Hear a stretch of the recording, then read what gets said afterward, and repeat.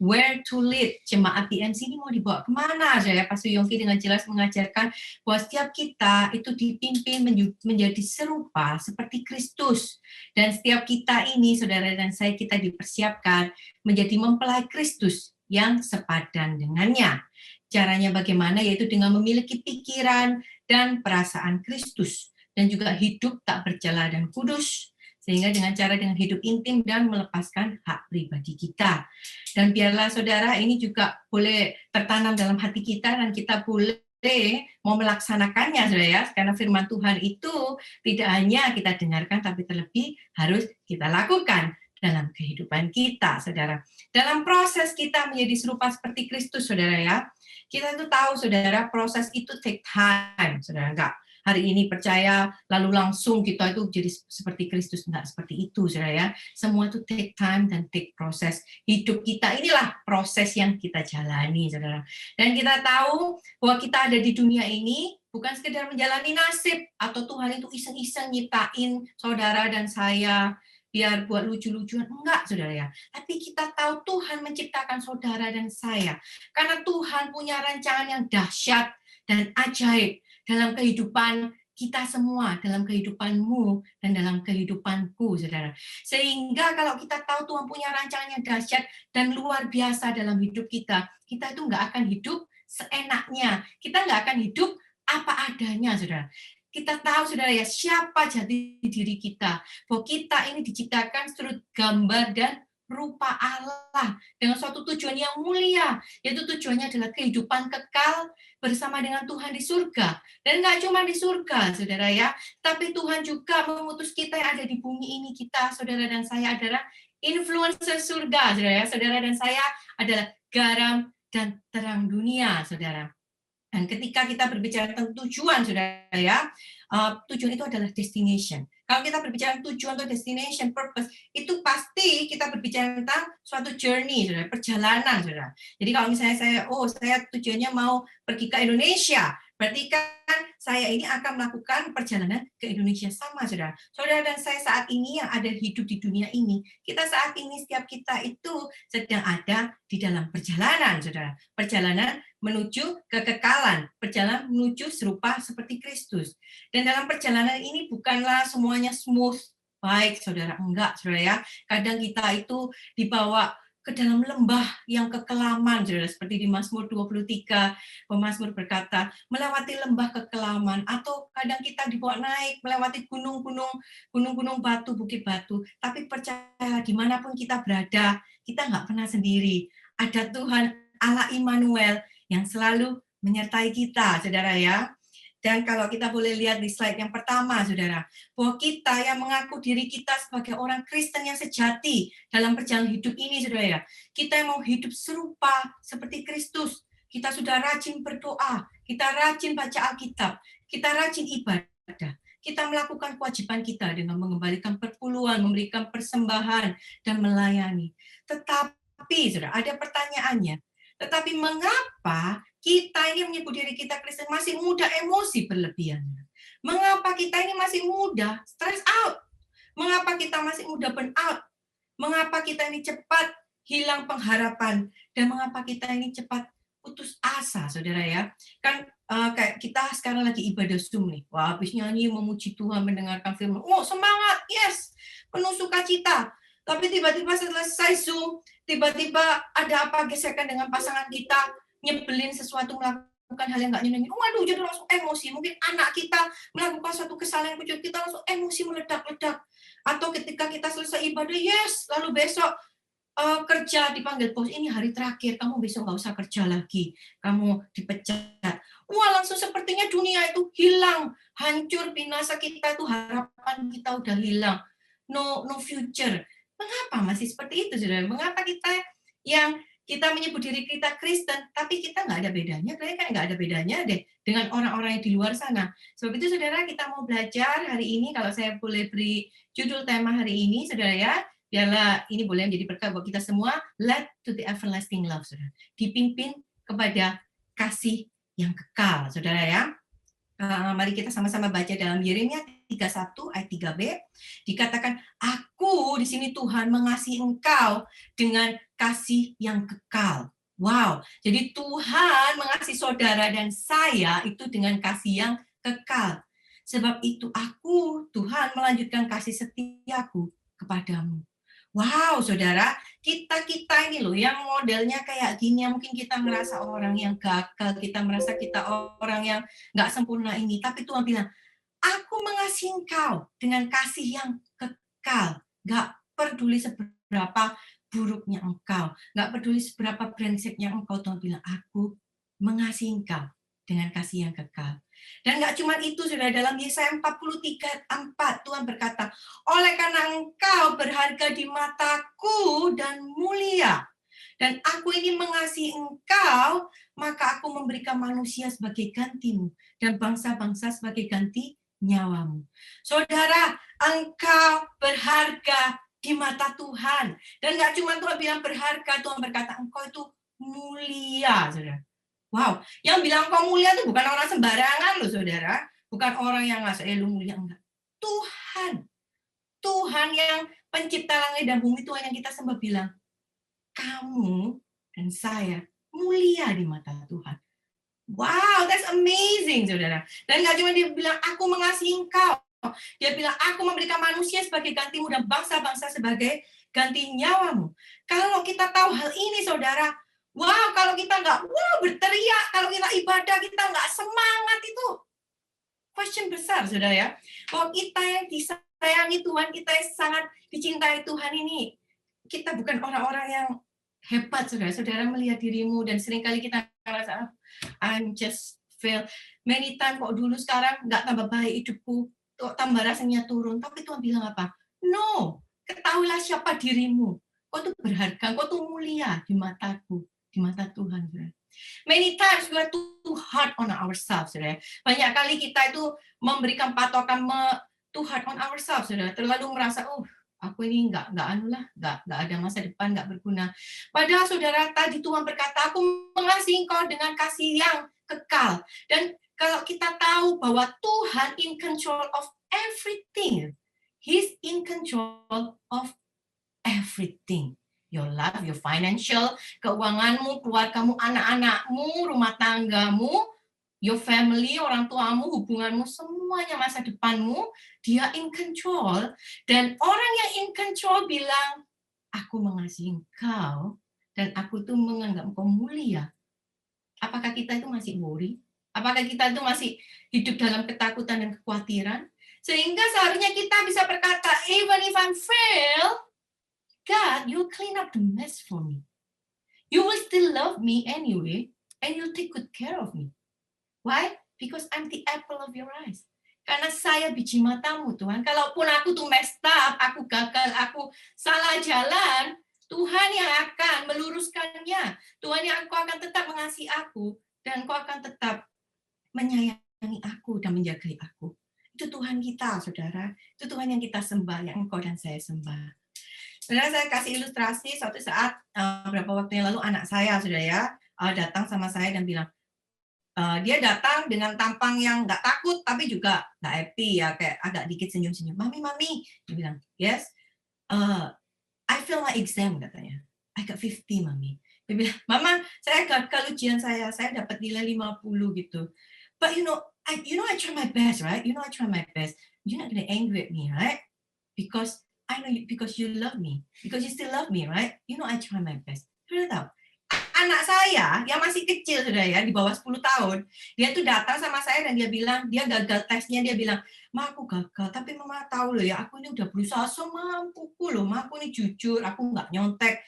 Mama nggak bakal marah kan ya? Oh, Mama kan sayang sama aku ya, Maya. Mama tahu, I try my best. Saudara, lucu ya, anak di bawah 10 tahun aja tahu, saudara, bahwa mamanya atau bapaknya nggak bakalan marah cuma karena dia fail test, saudara ya. Apalagi kita ini loh, kita yang kesayangannya Tuhan, Bapak yang sempurna itu, you fail, so what? It's fine. Tuhan bilang nggak apa-apa, kamu gagal, bangun nak, balik gitu kan. Tapi seringkali itu malah jadi alasan kita, aduh fail, ya udahlah, fail aja sini berendam di kegagalan. No, sudah bangkit, saudara ya. Dan Saya juga mau bilang, kenapa anak saya tadi bisa ngomong, you still gonna love me anyway, karena saya selalu memberitahu dia, saudara. Setiap saat saya kata, I love you, mommy love you anyway. Nggak mungkin kan anak saya cuma karena fail gagal lalu saya buang ke jalan, nggak mau lagi, bukan anak. Nggak gitu, saudara ya. Jadi kembali lagi tadi, saudara, kepada pertanyaan tadi, saudara. Mengapa kita masih mudah emosi berlebihan? Mengapa kita cepat hilang pengharapan, cepat putus asa, gampang burn out? Jawabannya, saudara, because our tank is empty, saudara ya. Hati kita ini kosong, saudara. We lack God's everlasting love. Tuhan itu sumber dari segalanya, sumber kekuatan, sumber energi, sumber sukacita. He is the source of everything, saudara. Kalau Pastor Yongki selalu suka kasih suatu mengajarkan bahwa kita seperti cell phone. Kalau low bat, saudara, sudah 5%, gimana bisa semangat? Gimana kita menghadapi hidup kita bisa kuat, saudara? Nggak ada jalan lain, kita harus datang kepada Tuhan supaya kita dicas, saudara ya, supaya kita mendapatkan kekuatan baru. Jadi kita itu perlu mengalami dan menerima kasih Tuhan yang kekal itu. Apakah cuma seminggu sekali, sebulan sekali? No. Every day, setiap saat, saudara ya. Karena itu saya kasih warna merah di tulisan. Kita perlu menerima kasih Tuhan itu setiap saat, setiap hari, sehingga kita ini mampu menjalani hidup kita berkemenangan dan melakukan kehendak Tuhan dengan sempurna. And the good news is, inisiatif mengasihi kita itu bukan dari kita, dari Tuhan, saudara. Dalam 1 Yohanes 4 ayat 19 dikatakan, kita mengasihi karena Allah lebih dahulu mengasihi kita. Jadi kita bisa mengasihi itu karena Dia terlebih dahulu mengasihi kita. Jadi sekarang, saudara, mari kita mau sama-sama belajar, saudara ya. Ada 3 poin yang saya mau bagikan. Bagaimana kita bisa dipimpin kepada kasih Tuhan yang kekal, saudara ya, untuk menerima kasih Tuhan. Yang pertama, saudara, how to be led to God's love. First, acknowledge that we need God's love, saudara. Nggak ada cara lain, kita harus mengakui bahwa kita perlu kasih Tuhan yang kekal, saudara. Kalau saudara nggak mengakui, kalau saudara bilang, kamu butuh kasih Tuhan. Enggak kok, I'm fine. I'm good. Do you need God? No, I don't need God. Orang kalau nggak mengakui dia perlu Tuhan, nggak bakalan, saudara, dia bisa menerima hal itu. Jadi pertama kita harus jujur terbuka di hadapan Tuhan. Tuhan, saya ini udah ya ini kok tahu gagal terus menerus, saya ini kok kepingin begini, tapi kok yang saya lakukan tidak seperti yang saya inginkan. Dengan segenap hati kita datang sama Tuhan, kita jujur terbuka, saudara. Percayalah dia Bapak yang baik, dia mengasihi kita. Dia akan terlebih memberikan kasih-Nya buat kita, saudara ya. Dan kita kalau kita mau belajar, saya nggak ngerti gimana sih caranya acknowledge God, gimana caranya jujur terbuka. Mari kita mau belajar, saudara ya. Dari Bani Korah, seorang pemazmur, dari Mazmur 42 ayat 2-3. Mereka mengatakan, seperti rusa yang merindukan sungai yang berair. Demikianlah jiwaku merindukan Engkau, ya Allah. Jiwaku haus kepada Allah yang hidup. Bilakah aku boleh datang melihat Allah? Saudara, seperti yang Bani Korah katakan, seperti rusa merindukan air. Jadi datang sama Tuhan itu kita bilang, Tuhan, saya ini nggak mampu. Saya perlu Tuhan. Saudara, rusa kalau nggak minum air pasti mati. Sama, saudara, seperti kita. Kalau kita nggak minum air, saudara, kita nggak bakal bisa hidup, saudara. Kita mungkin bisa puasa nggak makan beberapa hari, saudara. Tapi kita pasti perlu minum air, saudara. Dehidrasi. Demikian roh kita, hidup kita perlu air hidup itu, saudara ya. Perlu kasih Tuhan yang akan memenuhkan kehidupan kita, saudara. Memberikan kekuatan, energi dalam hidup kita, saudara. And the good news is, Tuhan itu sudah menanti untuk melimpahkan kasih-Nya kepada kita. Jadi kita tuh nggak perlu sampai minta-minta yang terlalu sampai, aduh gimana, no. Actually, He's the one that's so excited to give it to you, give it to me, saudara. Dan the great news, jamnya Tuhan, saudara, unlimited, anytime.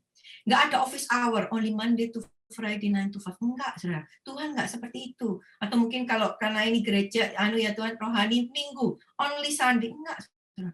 Anytime, anywhere, anyhow, kapanpun, dimanapun keberadaanmu, kau datang sama Tuhan, kau minta kasih Tuhan, Dia pasti akan melimpahkannya, saudara ya. Di mana ayatnya dalam Matius 11 ayat 28, undangan ini Tuhan berikan kepada setiap kita. Marilah kepadaku, itu Tuhan, semua yang letih, lesu, dan berbeban berat. Aku akan memberikan kelegaan kepadamu. datang kepada Tuhan. Semua letih lesu berbeban berat, Tuhan akan berikan kelegaan kepada setiap kita, saudara. Datang, saudara. Jangan sibuk cari yang lain, saudara. Datang sama Tuhan, saudara. Puji nama Tuhan. Itu tadi poin yang pertama, kita acknowledge, saudara. Kita itu jujur, kita mengakui kita perlu kasih Tuhan. Dan yang kedua, how to be led to God's love. Kita ask for God's love, saudara. Setelah kita mengakui, aku perlu minta, saudara. Meminta kasih Tuhan yang kekal. Tuhan, aku perlu. Firman Tuhan dalam Matius 7:7-8 berkata, mintalah, maka akan diberikan kepadamu. Carilah, maka kamu akan mendapat. Ketoklah, maka pintu akan dibukakan bagimu. Karena setiap orang yang meminta, menerima. Dan setiap orang yang mencari, mendapat. Dan setiap orang yang mengetok, baginya pintu dibukakan. Ini janji, ini firman Tuhan. Mintalah, saudara. Minta, engkau akan diberi. Pertanyaannya, kapan saudara terakhir minta dipenuhkan oleh kasih Tuhan? Atau pertanyaan, pernahkah saudara meminta dipenuhkan oleh kasih Tuhan, saudara? Jadi tadi kenapa kita always jatuh bangun, capek, sibuk, ini itu, saudara? Karena engkau nggak pernah meminta, saudara. Dan manusia lucu, saudara, ya, kita itu jarang atau malah susah minta sama Tuhan, tapi suka minta sama orang lain gitu kan, sama keluarga, lalu jadinya kecewa sendiri.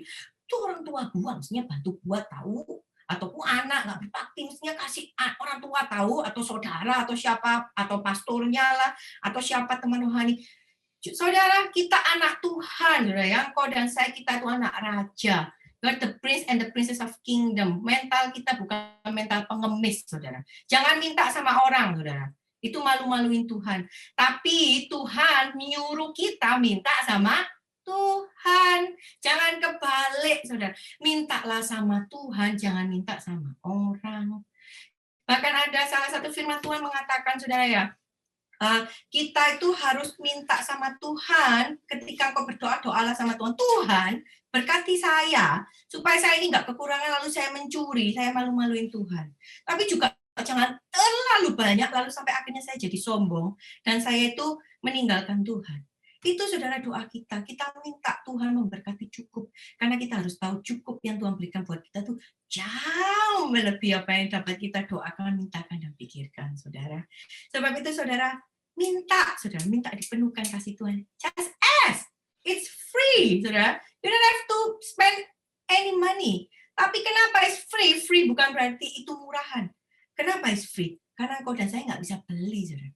It's too expensive, it's priceless, saudara. Kebaikan kita, semua bakti kita, bakti sosial kita, kebaikan kita tidak bisa membeli kasih Tuhan. Karena Tuhan sudah memberikannya terlebih dahulu, saudara. Dalam 1 Yohanes 4:10 dikatakan, inilah kasih itu. Bukan kita yang telah mengasihi Allah, tetapi Allah yang telah mengasihi kita dan telah mengutus anaknya sebagai pendamaian bagi dosa-dosa kita, saudara. Jadi ketika kita itu masih dosa, ketika kita itu masih kurang ajar, saudara, kita itu kurang ajar sama Tuhan, kita melakukan yang buruk, yang nggak layak, kita munafik mungkin di depan kelihatannya baik, tapi hati kita tuh masih penuh dengan iri hati, kedengkian, kejahatan, apapun kita manusia, dia sudah memberikan kasihnya. Dan dia bilang, it's okay, it doesn't matter. Seberapa brengseknya engkau, seberapa buruknya engkau, seberapa terpuruknya engkau, it's okay. I take you. Karena justru hobinya Tuhan, kerjaannya Tuhan adalah memperbaiki yang rusak, saudara. Memperbaiki yang hancur, yang rusak. Dia suka, saudara. Dan ketika Tuhan memperbaiki itu enggak setengah-setengah, justru dijadikan jauh lebih baik dan dijadikan mulia, saudara. Dan Tuhan bilang, kau berharga dan mulia. Menjadi sesuatu yang mulia, saudara. Jadi ketahuilah, saudara, seperti Bapak saya anak-anaknya dalam Mazmur 103:13, saudara. Demikian Tuhan sayang kepada orang-orang yang takut akan Dia. Seperti Bapa saya anaknya, demikianlah Tuhan sayang kepada saudara dan saya, saudara, ya. Jadi tadi poin yang pertama, saudara, bagaimana kita itu bisa dibawa kepada kasih Tuhan yang kekal. Kita mengakui kita memerlukan kasih Tuhan. Dan yang kedua, kita meminta, ask for God's love. Dan yang ketiga, saudara, accept God's love, saudara, ya. Setelah kau minta, kau harus menerima kasih Tuhan yang kekal. Terima, saudara. Dan saudara, untuk kita bisa menerima kasih Tuhan, ada beberapa hal yang kita perlu perhatikan. Bahwa kita itu harus menanti dengan sabar, saudara. Wait patiently upon the Lord. Kata menanti di sini, saudara, itu berbicara tentang kita itu harus sabar menanti. Nggak cuma kalau kita datang, kita datang ya, kayak anak saya kecil, kalau saya suruh, doa mau tidur, doa mau. Oh Tuhan Yesus berkati makanan yang jadi berkat buat kami dalam Tuhan Yesus, amin. Atau kadang malah mulutnya, tangannya udah di mulut gini, sudah. Oh lupa berdoa, amin. Nggak seperti itu, saudara ya. Tetapi ketika Tuhan mengajarkan kepada kita terus menanti dengan sabar. Kita itu memberikan waktu terbaik kita, saudara. Jadi kita itu mengambil waktu terbaik, bukan menyisakan waktu, sisa-sisa nantilah. Kalau ada waktu, saya nganggur. Enggak, saudara. Karena kita itu yang butuh kasih Tuhan, saudara. Saudara harus tahu bahwa Tuhan itu nggak butuh kasih kita. Tuhan itu nggak butuh kalau kita puji-puji semenu. Justru Tuhan tahu, nah kamu tuh nggak bisa hidup tanpa kasihku. Kamu tuh nggak mampu. Seperti tadi baterai nggak bisa, nggak tanpa charger ini nggak bisa menjalani. Makanya jatuh bangun terus stress out, burn out, pusing, masa depan suram, pikirannya begitu. Karena itu Tuhan tahu, ini loh kuncinya kasihku. Karena itu kita harus mengambil waktu, memberikan waktu terbaik. Kita ambil waktu, datang dan jujur, Tuhan, aku perlu minta Tuhan penuhkan aku dengan kasih. Dan setelah itu tunggu, saudara.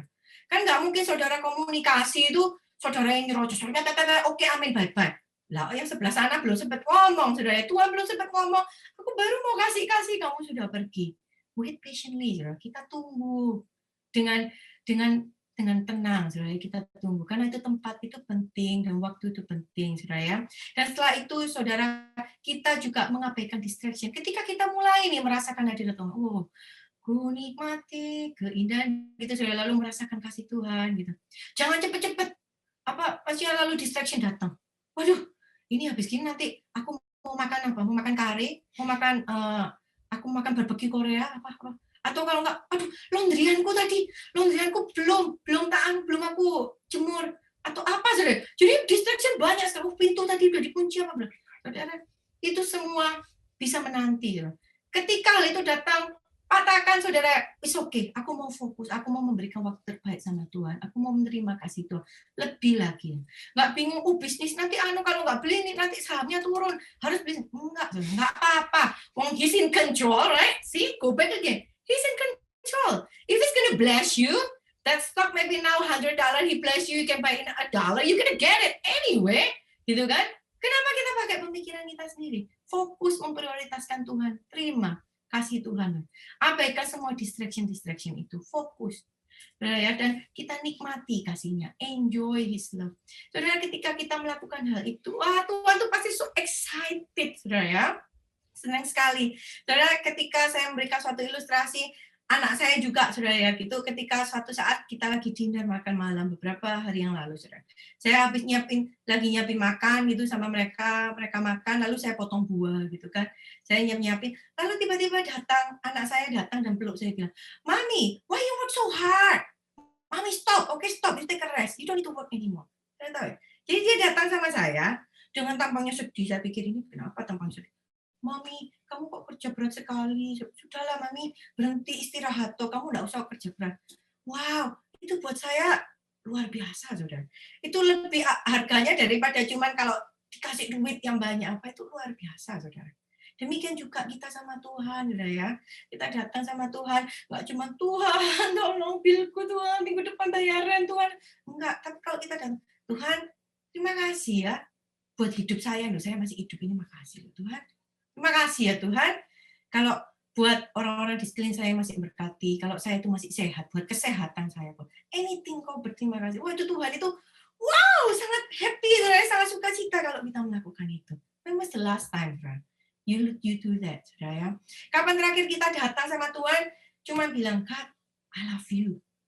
Tuhan, I love you. Kita aja loh, saudara, kalau dibilang gitu, kayak saya sebagai mama, anak saya bilang, I love you, Mami, out of nowhere. Bukan karena I love you, minta candy dong. Enggak, saudara ya. Tapi because I love you, just saying that. Wow, itu luar biasa, saudara. Mari kita mau praktek, saudara ya. Kebenaran firman Tuhan itu nggak akan mengubahkan hidup kita kalau kita nggak praktek, saudara.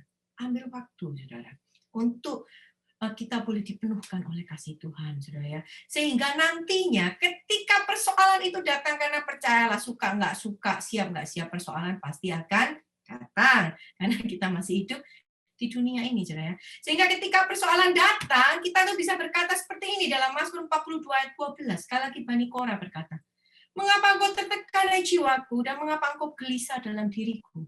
Dengan iman dia akan berkata, berharaplah kepada Tuhan, sebab aku bersyukur lagi kepadanya, penolongku dan Allahku.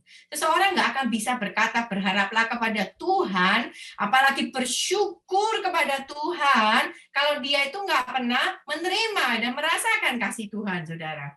Dan ini boleh nanti menjadi goal setiap kita ketika percobaan datang. Anything happen, kita bisa berkata, ya gue memang gelisah, gue itu memang lagi stress out sekarang. Tapi aku tahu, aku akan berkata kepada diriku sendiri, kepada jiwaku, kepada aku, berharaplah kepada Tuhan, dan bersyukurlah kepada Tuhan, sebab Tuhan itu baik, bahwasanya kekal selama-lamanya kasih setianya. Itu Tuhan yang engkau dan saya sembah, saudara ya. Saudara, Tuhan itu kasih, saudara ya. Tuhan sendiri mengatakan bahwa Allah itu kasih. Kita mau sama-sama, ini saya mau invite saudara sama-sama baca di rumah masing-masing, saudara, di 1 Korintus 13 ayat 4-7. Saya mengubah kata kasih dengan Tuhan. Mari kita mau katakan ini dengan segenap hati dan segenap iman kita, saudara ya. 1, 2, 3. Tuhan itu sabar. Tuhan itu murah hati. Tuhan tidak cemburu. Tuhan tidak memegahkan diri dan tidak sombong. Tuhan tidak melakukan yang tidak sopan dan tidak mencari keuntungan diri sendiri. Tuhan tidak pemarah dan Tuhan tidak menyimpan kesalahan saya. Next. Tuhan tidak bersukacita karena ketidakadilan, tetapi Tuhan bersukacita karena kebenaran. Tuhan menutupi segala sesuatu. Tuhan percaya segala sesuatu. Tuhan mengharapkan segala sesuatu. Tuhan sabar menanggung segala sesuatu. Itulah Tuhan yang engkau dan saya sembah, saudara ya. Tuhan itu menutupi segala sesuatu, segala kejelekan-kejelekan kita, mungkin orang lain, pasangan kita, anak kita, orang tua kita nggak bisa ngelihat itu, nggak bisa menerima, tapi Tuhan itu bisa, saudara. Dan dia tuh percaya segala sesuatu, percaya kalau orang lihat, lu mah nggak bakal bisa berubah, kamu mah ya pasti begitu. Tapi Tuhan nggak, dia bilang, aku percaya kamu bisa, pasti bisa. Karena apa? Karena kamu punya aku, Allah Immanuel. Asal engkau mau, bisa engkau berubah. Dia mengharapkan segala sesuatu, mengharap. Aku berharap nak kamu berubah, aku berharap kamu balik. Ayo balik nak, ayo balik nak. Seringkali saudara ya, orang-orang yang nggak orang kadang mungkin orang Kristen saudara ya, tapi nggak beneran kenal Tuhan, nggak beneran merasakan kasih Tuhan saudara ya. Seringkali kan ngerasanya begini. Tuhan itu kok jahat ya, selalu kesannya kalau dosa dihukum masuk neraka, sukanya kerjaannya menghukum dosa masuk neraka. Oh, kalau udah ngomong gitu, saudara ya, lalu hidup saya enaknya kita tahu, oh dia nggak pernah ngerasa kasih Tuhan. Karena apa? Sebenarnya, saudara ya, upah dosa itu maut, saudara. Itu sudah harga mati, saudara ya. Dosa pasti masuk neraka. Saudara. Itu bukan karena Tuhan jahat, maksudnya. Sama seperti kita hidup di dunia ini, saudara ya. Kalau kamu melanggar hukum, contoh, kau menabrak seseorang sampai orang itu meninggal, membunuh seseorang, kau pasti masuk penjara, saudara. Bukan persoalan Tuhan baik atau jahat, saudara. Itu memang hukumnya seperti itu. Engkau membunuh seseorang, kau harus masuk penjara. Tuhan itu seperti bapak, seperti orang tua. Saya nih, mama ngomongin anak saya terus, kamu jadi anak yang baik, anak. Jangan sampai bunuh orang. Kamu kalau bunuh orang, kamu masuk penjara loh. Justru Tuhan itu yang terus menyerukan, mengingatkan kepada kita. Stop!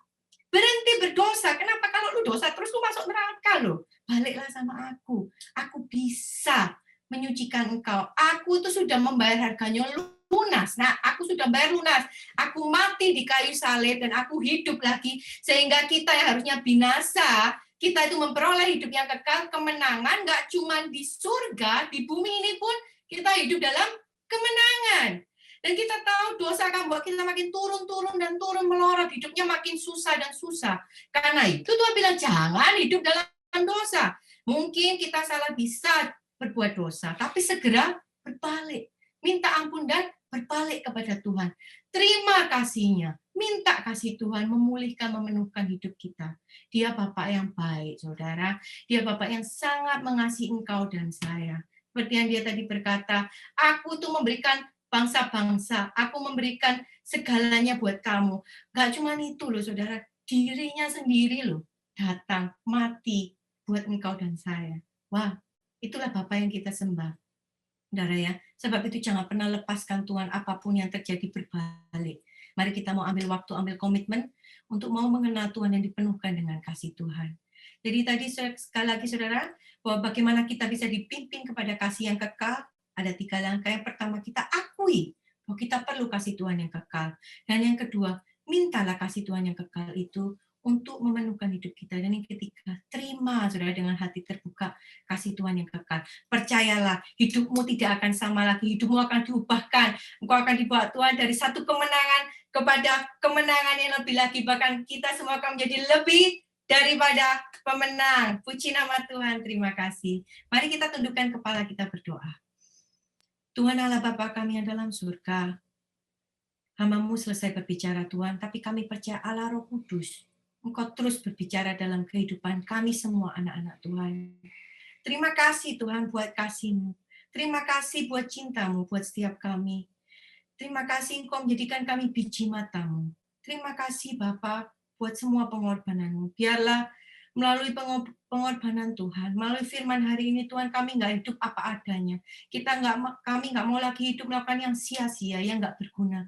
Tapi kami mau berbalik, kami mau cari Tuhan, kami mau menikmati kasih Tuhan, dipenuhkan oleh kasih-Mu yang memberikan kami kekuatan, sehingga hidup kami akan membawa kemuliaan buat nama Tuhan dan nama Bapa dipermuliakan. Terima kasih Bapa, doa ini kami naikkan di dalam nama Tuhan Yesus kami berdoa.